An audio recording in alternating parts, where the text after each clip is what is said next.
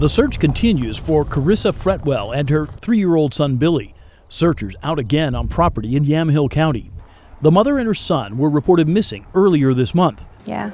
Megan Harper went to school with Carissa and babysat for Billy when he was an infant. She absolutely adores that little boy. She's amazing with him. On Friday, police arrested the child's father, Michael John Wolf, at Blue Star Donuts in southwest Portland.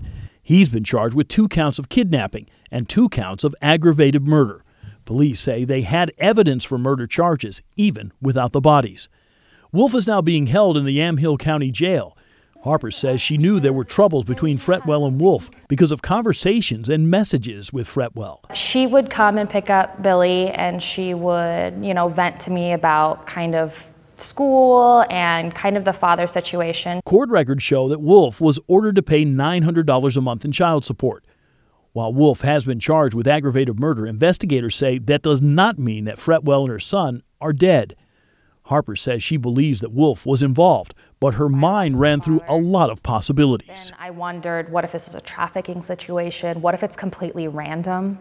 And that was kind of the most scary part, is not knowing which direction this was going, because you can kind of spiral out of control on each theory.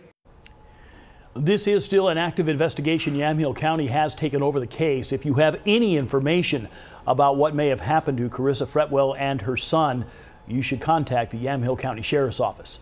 Maggie, back to you.